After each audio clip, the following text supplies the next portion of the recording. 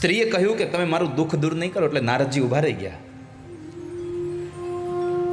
નારદજી પૂછ્યું કે તમે કોણ છો, શા માટે રડો છો?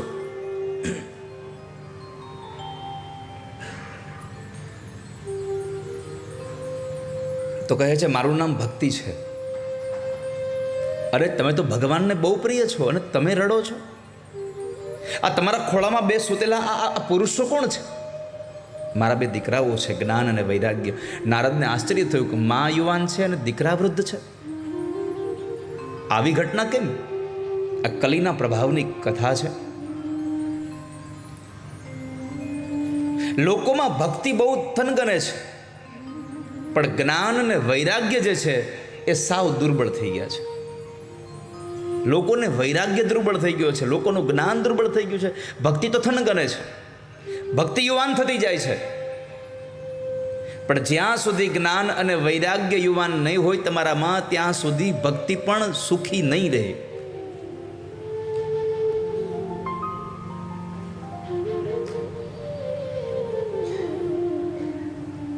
કારણ કે જીવનમાં જ્ઞાન અને વૈરાગ્યની આવશ્યકતા બહુ છે.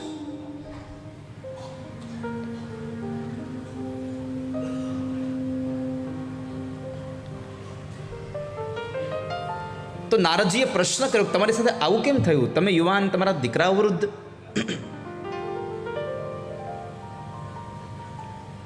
ભક્તિ કહ્યું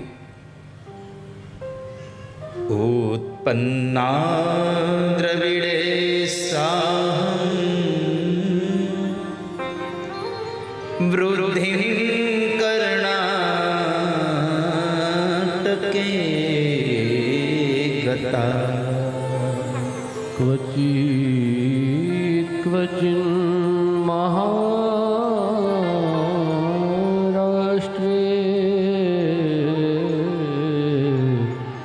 ગુર્જરે જીર્ણતા ગતા. ક્વચિન મહારાષ્ટ્રે. દ્રવિડમાં ઉત્પન્ન થઈ, કર્ણાટકમાં મોટી થઈ, મહારાષ્ટ્રના અનેક પ્રાંતોમાં ચાલતી ચાલતી ચાલતી હું અહીંયા ગુર્જરમાં આવી તો વૃદ્ધ થઈ ગઈ. પણ મેં વૃંદાવનમાં યમુનાના જળમાં સ્નાન કર્યું. હું યૌવન થઈ, પણ મારા બે દીકરાઓ વૃદ્ધના વૃદ્ધ રહ્યા. કૃપા કરીને મારા દીકરાઓને જગાડો. જો નહીં જગાડો તો ઇદમ સ્થાનમ પરિત્યજ્ય વિદેશમ ગમ્યતે મયા. હું આ સ્થાન છોડીને પરદેશમાં ચાલી જઈશ. નારદજીએ કહ્યું કે તમારે ક્યાંય જવાની જરૂર નથી, તમે અહીંયા રહો, તમારા દીકરાને હું જગાડું છું. નારદજી એના દીકરાઓને જગાડવા માટે કાનમાં વેદના મંત્રો અને ગીતાજીના શ્લોક ગાયા. પરંતુ જ્ઞાન અને વૈરાગ્ય જાગ્યા ખરા, પણ આળસ મળીને પાછા સૂઈ ગયા. નારદજીને આશ્ચર્ય થયું કે જે માણસના કાનમાં મેં વેદના મંત્રો ગીતાજીના શ્લોક ગાયા અને એ માણસ પાછા સૂઈ ગયા, તમારે કરવું શું એને જગાડવા હાટું? એને જગાડું કેમ હું? એક બાજુ ભક્તિ એમ કહે છે કે હું જતી રહીશ, એટલે નારદે કહ્યું તમે ક્યાંય ન જાઓ, તમારા દીકરાને જગાડવાની જવાબદારી મારી છે. જો આમ ન કરી શકું તો હું ભગવાનનો ભક્ત નહીં. તદહમ ન હરિદાસો લોકે ત્વામ ન પ્રવર્તયે. ભક્તિ હું તમને વચન આપું છું, હું તમને ગેહે ગેહે જને જને સુધી લઈ જઈશ, પણ તમે આ ન કરશો. તમે આવું ન કરો, તમે ક્યાંય ન જાઓ. તમારા દીકરાઓને જગાડવાનો ઉપાય હું શોધીને આવું છું. આ સાધુ છે, જુઓ. સાધુ કોણ? તમારા દુઃખનું નિવારણ લેવા માટે પોતે જાય.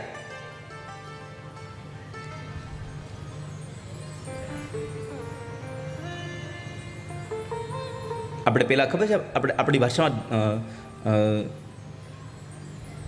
આયુર્વેદિક ડૉક્ટર એટલે કે દેશી ઓહડિયાવાળા ડૉક્ટર કહેતા. આપણે રોગને કાંઈ લઈને જઈએ, પછી ડૉક્ટરે કોઈ દી કીધું કે ભાઈ તમને આ રોગ થયો છે એટલે તમારે આ જડીબુટી તમારે પીવો તો તમને સારું રહે, આ જડીબુટી લઈ આવો, આવું કીધું કોઈ દિવસ? તમે એવા ડૉક્ટર પાસે જાઓ કે જે ડૉક્ટર તમારા રોગની ઓળખાણ મેળવ્યા પછી એની દવા એ પોતે તમને લઈ આવીને આપવો જોઈએ. પેલાના જે આપણા ઔષધિવાળા જે વૈદ હતા એ પોતે જંગલમાં જઈ ઔષધિઓ ભેગી કરી અને એની ફાકી બનાવીને તમને પછી આપતા લ્યો હવે તમે આ પીવો, આનથી રોગ વયો જાહે. નારદે કહ્યું તમે ક્યાંય જાઓ માં, આનું નિવારણ હું લઈ આવું છું, આને હું જ લઈ આવી દઉં છું, આપ અહીંયા રહો. નારદજી નીકળ્યા છે, બદ્રી વિશાલ ક્ષેત્રમાં આવ્યા હતા. બદ્રી વિશાલ ક્ષેત્રમાં આવ્યા એટલે નારદે પ્રશ્ન કર્યો કે જેના જ્ઞાન અને વૈરાગ્ય વેદના મંત્રોથી અને ગીતાજીના શ્લોકથી ન જાગે તો એને મારે જગાડવા માટે શું કરવું જોઈએ? હવે તમે મને માર્ગ બતાવો. એટલે સનત કુમારે કીધું કે આમાં ક્યાં મોટી વાત છે, તમારું આ દુઃખ દુરાધ્ય નથી, આ તો સુખ સાધ્ય છે. આનો ઉપાય તો બહુ મામૂલી છે. શું ઉપાય છે બતાવો ને? તો કંઈ તમારે સત્સંગ કરાવો. સત્સંગથી માણસ જાગી જાય છે અને સત્સંગ કરાવો તમે. નારદે કહ્યું હું સત્સંગ કરવા બીજે ક્યાં જાઉં, તમે મને સત્સંગ કરાવી દો, તમે જ મને સત્સંગ કરાવો હવે. અને ભાગવતની કથા સંભળાવો તો કે તમે સંભળાવો. ભાગવતની કથા કહેવા માટે થોડીક પાછી વિસલ આવે છે હતા.